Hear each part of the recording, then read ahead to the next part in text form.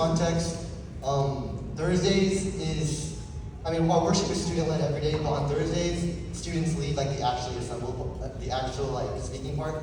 So every Thursday, either me or someone on the student leadership team will either speak to you or lead you through some prayer points, just so that you guys know. And today I'm going to be talking about a word I got last year for this year. So that's kind of confusing. But last year when we were running for different positions, you pray about the next year, like your vision for the next year. And the phrase I got for this year was, "May the Lamb who was slain receive the reward of his suffering." And I'm going to give a little backstory to where that phrase came from. And maybe you guys have heard this story before. Elevation talks about it before they sing their song. So maybe you've heard it, but I'm just going to go over it again. This phrase comes from this movement called the Moravian movement. And these two missionaries, John Leonard Dover and David Nitschmann, they sold themselves into slavery, which is crazy. So they wanted to find a way to speak to the slaves and to share the gospel with them. So they sold themselves into slavery. They left their life of comfort, they left their futures, and they left everything to follow the Lamb. And as they were leaving, as their ship was leaving the dock, they were staring at their families, and they screamed this phrase. They screamed, "May the Lamb who was slain receive the reward of his suffering."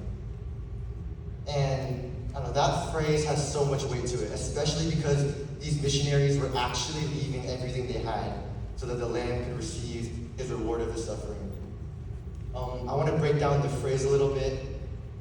We all know that the Lamb was slain for us. We all know Jesus died for us.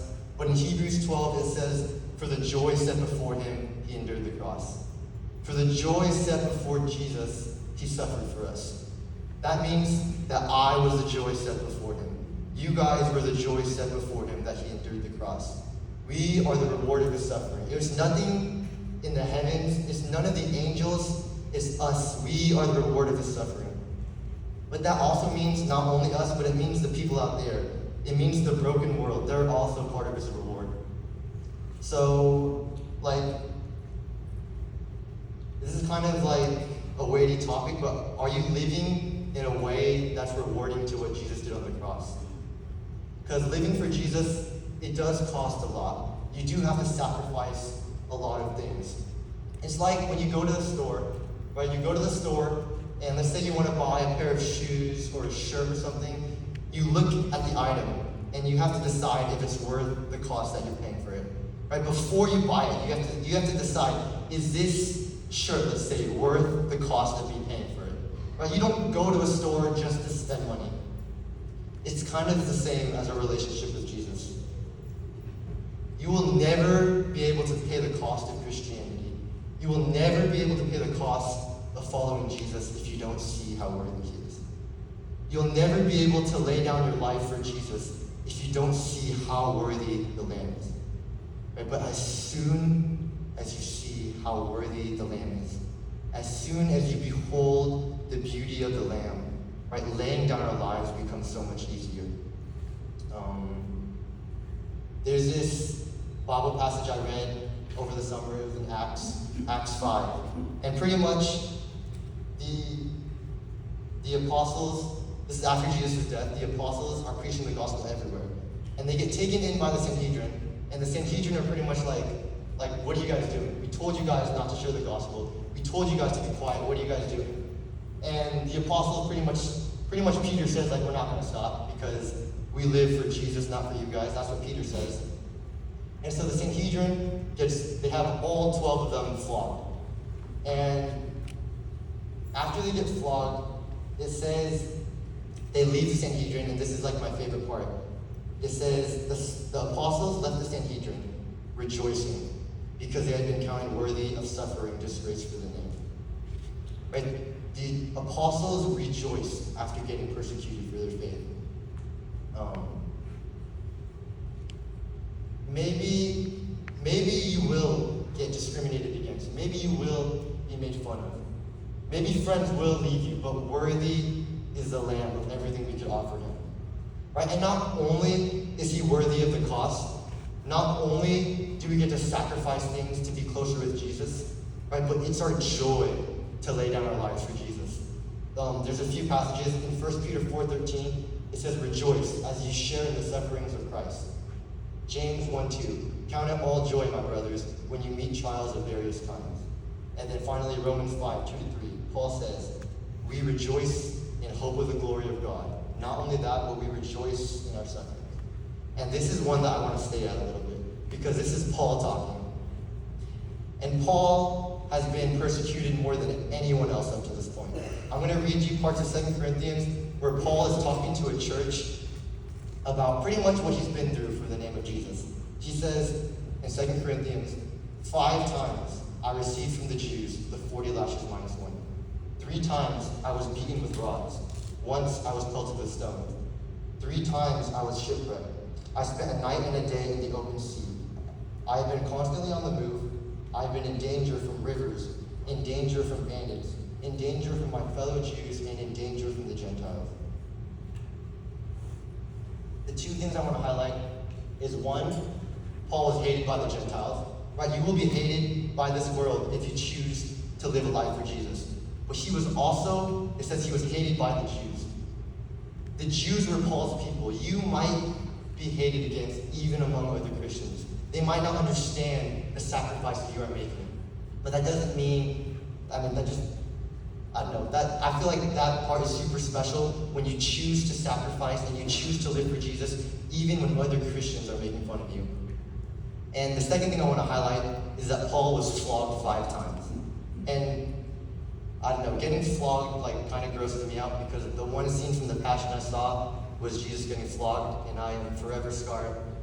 But being flogged means getting whipped 39 times. Because the Romans, they were professionals at what they did. They were professional killers. And 40 lashes would kill a person. So 39 means it was like a tiny step before ripping them to death. And I want you, this is going to be kind of uncomfortable, and I haven't really practiced what I'm going to do here, but I want you to kind of envision what it was like for Paul. Because he didn't just get flogged once, he got flogged 5 times. And can you imagine what was going through Paul's head when he was getting flogged for the 5th time? I just want you to picture it. Right? These huge guards with these huge whips, literally engineered to rip bodies apart. Right? And this is the 5th time he's getting flogged, right? 36. Right? May the Lamb receive the reward of his suffering. Right? 37. Right? Worthy is the Lamb of every sacrifice. 38. And at this point, Paul is broken. Right? Paul is probably half unconscious, lying on the floor. Parts of his body are spilled out. Right? His blood is everywhere. He's literally torn apart.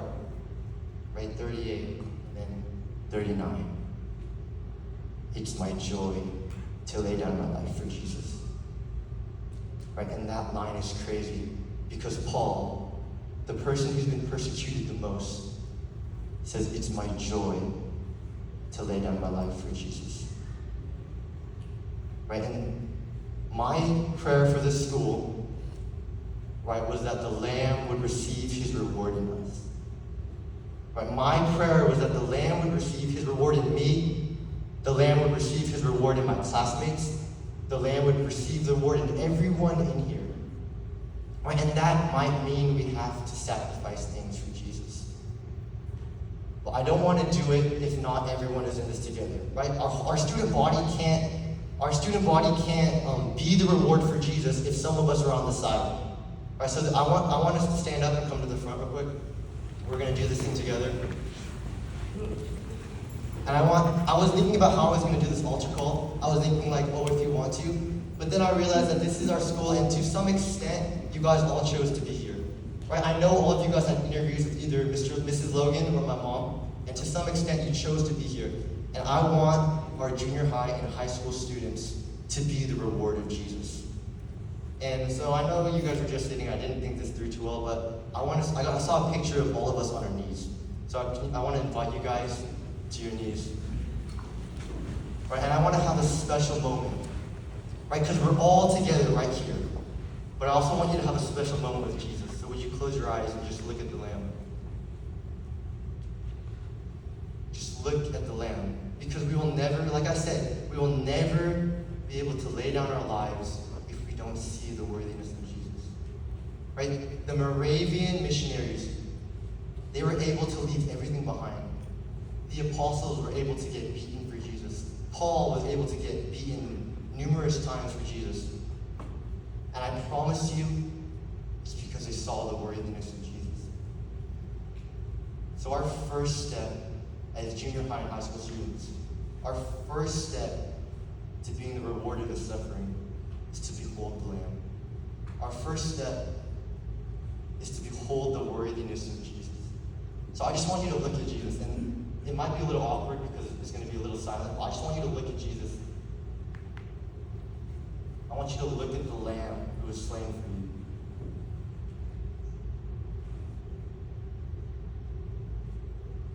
And I want you to tell Jesus how worthy he is.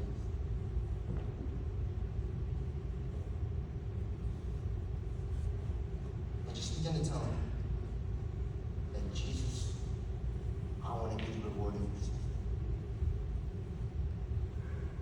Jesus, I want to lay my life down for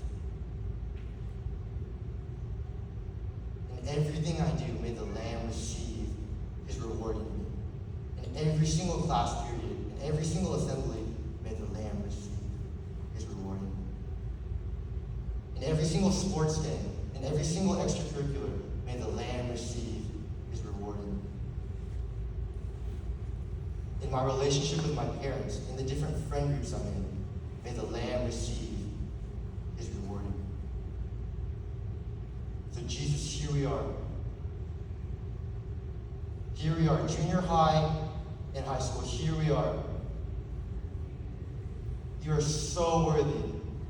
You're so worthy of everything we have to offer you. But here we are. We surrender this next year to you, Jesus.